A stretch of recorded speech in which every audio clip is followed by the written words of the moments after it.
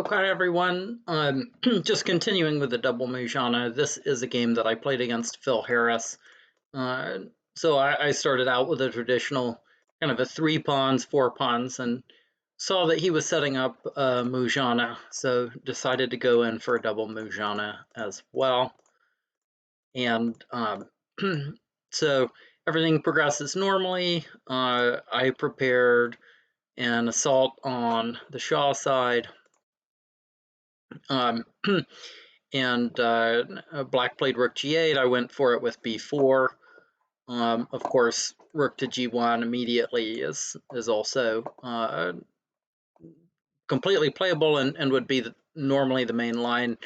But in this position, Phil did something very interesting. He chose to concede the fight over the c5 square. He gives up this. And then he does not immediately strike when he played a6 and then I played h3 to bring the rook over. He does not immediately strike with b5, which if you watched the first lecture, you would know. Al-Alaj's analysis here would be concerned with white playing the move c5 as a counter to that. But rather than go in for b5, Phil does something very similar to what you saw in my game against Alec. After the first rook lift, Phil plays the second rook up, just hoping to, I guess, either centralize the rooks or bring them into a defensive posture along the 7th rank. I think the problem for Black here is that if he doesn't play the pawn up to b5, White has the opportunity to gain space with b5, which is exactly what we see in this game. I struck with 17b5. Maybe I could have played it earlier, but in any case, I chose to play it now.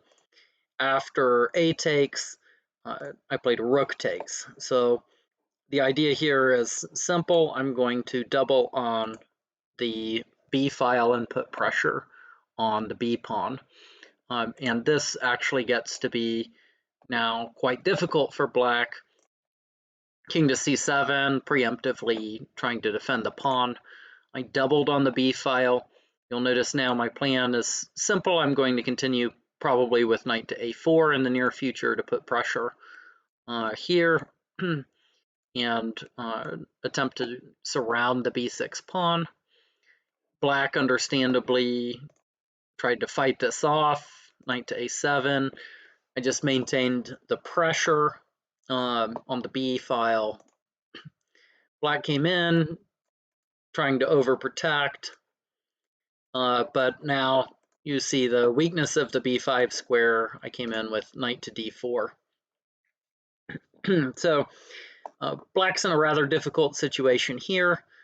White has a lot of pressure, and it's a very pleasant game. Black played h6, so now similar to my game with Alec, you see a Furzan side attack, but it's too little too late, and so I spend the next couple of moves just shoring up the Furzan side. The easiest way to do that is simply to bring the king over. You'll notice here that I've played the pawn to h3, so I do have to be a little bit more worried about this side and the potential weaknesses. So with the pawn on h3, I can't simply rely on bringing the Furzan to g3 and playing for this structure as I did in my game against Alec. I have to be a little bit more cautious about the Furzan side. So h3, it's a useful move to some extent for White, but it is a weakening move. And so that's why I chose to commit the king rather than just the Furzan. I want to be able to cover all of these squares really easily. Certainly not worried about the king being attacked, though, because if you look at the coordination between black's rooks, there's no way for black to effectively double on the g file. So it's fine by me. I can just play with the king over on this side all day. I don't have any problem with that. Black did take on g4 to try to open up and get a little bit of play against my king. Knight to c5, trying to get some activity, but you know, white's pressure is still looking very good here. Rook to b4. Black didn't see anything better than going back. Maybe he's thinking about rerouting, trying to get over onto the Fursan side where my king is, or maybe he just wants to keep the b6 pawn safe. So now I have to find a way to try to crack this position on the Shah side. Black is defending it very well. I came up with a long-term plan here. The one piece for white that needs to be active, that should be active and isn't active, is this Fursan. The elephants are fine where they are. I like the elephant on f1, controlling the d3 and h3 squares. And you know, this elephant on c1 defends e3, and it would really just get in the way if I brought it into a3. It doesn't do anything there. So the piece that I need to activate is this Fursan. So my idea was I can play the Fursan out this way, or I can play it out this way. So that is my long-term plan. I also want to figure out a way to get the knight into b5 without allowing a trade of knights. In all chess, it's important, if you have a space advantage, not to trade too many pieces, but in Shatranj especially, it's critically important because so many endgames are drawish. You really want to keep the pieces on the board. So I decided that I would drive away this knight by playing my rooks to the a file. And that would allow me to sink a knight in to b5, and I was going to accompany that by bringing in this Fursan. So let's see how it worked out. Fursan to d2, just starting this march. Black decides to bring in his Fursan. It's not really going anywhere, though. If it goes out here, I have the g4 square under control.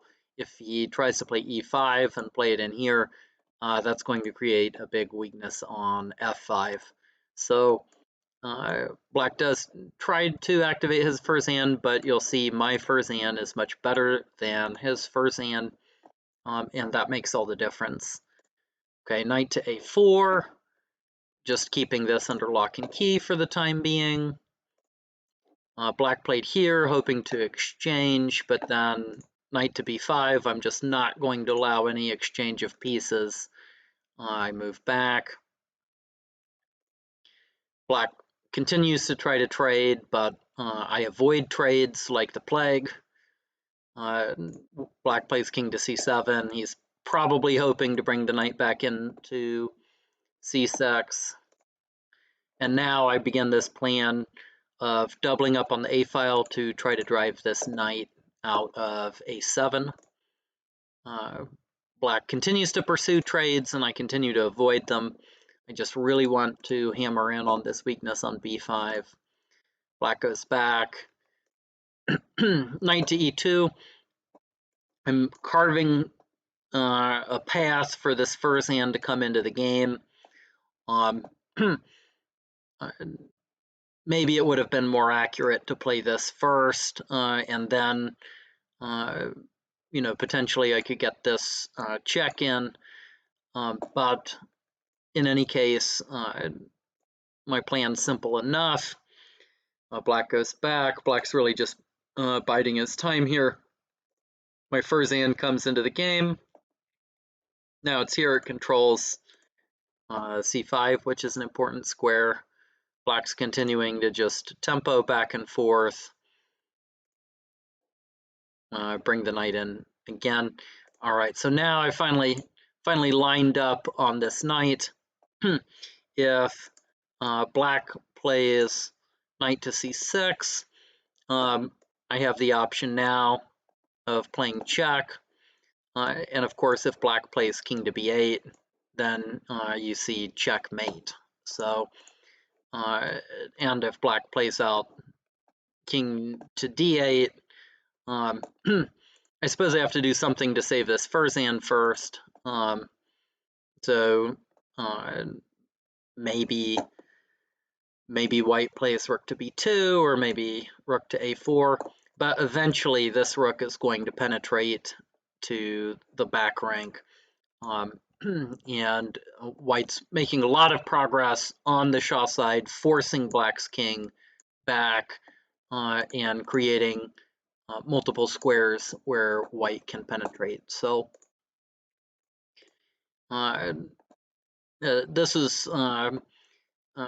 this position is very close to losing for black, and my opponent played king to b8, which is sensible because black is really trying to avoid having white come into the last rank. But of course, here I just have a tactic to win a piece. And at this point, this is game. So, very interesting ideas for white here in the Double Mujannah. Just looking again very briefly at the key moments in the game. So c takes b4 when black isn't ready to play a very quick b5 strikes me as the wrong plan for black, particularly here in this position where white has the opportunity to play b5 and get a lot of pressure along the b file. The h3 move, again, if white's going to play h3, which does save some time over the traditional rook left, white needs to be ready to commit more resources, essentially the king, to guard the Furzan side, because simply bringing the Furzan in isn't going to cut it with a pawn on h3. But I didn't have any problem with that in this game. And if white just takes very good care here to avoid exchanging knights, black is going to be in a lot of trouble. All of these pieces are very passive. It's a very difficult position for black, and the attack on the Furzan side really gets nowhere. So